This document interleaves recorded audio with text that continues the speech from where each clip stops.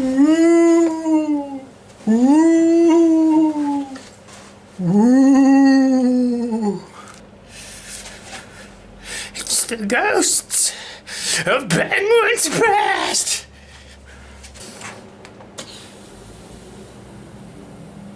Well, that was stupid. Pens lose in overtime, but gaining 1 point on the season ranking, and that's the exact same thing the Islanders did, so no real loss, I guess?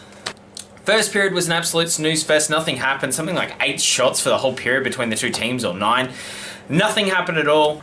The only normal thing that seems to happen in every Penguin games he plays is Ehrhoff got injured again, so I don't know how long he's out for.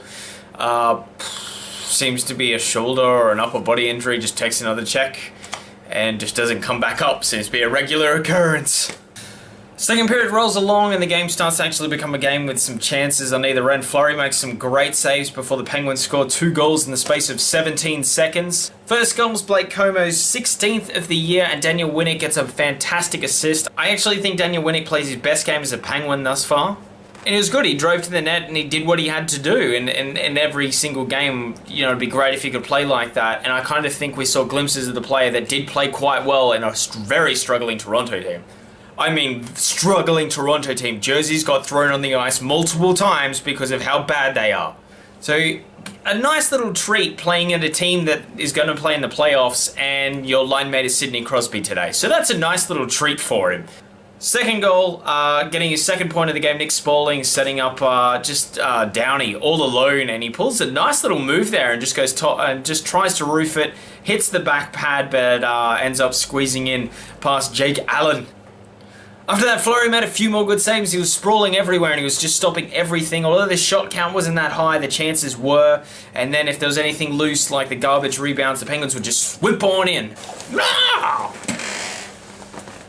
Get it? Swoop? Because it's like a bird. So lame. And then the ex-Penguins came to haunt us. Believe it or not, the Blues have a lot of ex-Penguin players. We actually have a fair few ex-Blue players as well. It's really random. I know there was the 2 trades, but there's a couple of other players that have sort of been in both teams.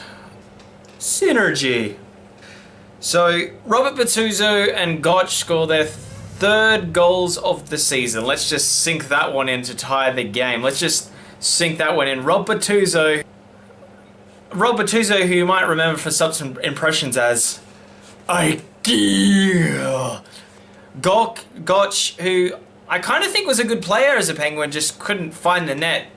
Gets a nice little garbage goal as Reeves just drives to the net. And I mean, that's what the Penguins miss. We don't have that one, like that 3rd or 4th liner that just goes, F this, I'm just going to the net. I don't care what happens to me. We don't really have that at the moment. Third period, Penguins won that period, but we just couldn't score. Perron had a great game, but couldn't finish, and that's what he's been lacking. That's why we brought him into the team, was to finish. So I'm concerned about this team come playoff time. Crosby had an empty net and a chance to score his first goal against the St. Louis Blues. He's also played them 10 times, and oh yes, the commentary made sure that we were aware of that every single time he touched the puck. Then overtime rolled around, and Zabrina McCulloch shoots it, Steen taps it in, and it is 3-2, and the St. Louis Blues win. In retrospect, it wasn't a bad game. Like, we stuck with them. We just didn't end up winning the game. It could have gone either way, really. Actually, the Penguins probably could have won that game. And this team is going to be one of the best teams in the West and really challenge for the Stanley Cup. So, the fact that we were competitive against a team like this, yeah, not too bad. Otherwise, that's it for the video. I wish Ehrhoff all the best at whatever hospital we've sent him to this time. Make sure you sub, make sure you like, tell all your friends, put a comment down below if you want to troll me or ask me a question, and that's about it really. Oh, and I'm back now making videos. There's this whole thing where I started a podcast and another YouTube channel. I might put the links in the description. They're not really hockey related, and I want to keep this channel like gaming and hockey related. Otherwise, I'll do a weekly, fortnightly updates again. I'll have them coming back, and just sort of everything else, just sort of coming back. I'm not sure how I'm going to do things going forward again.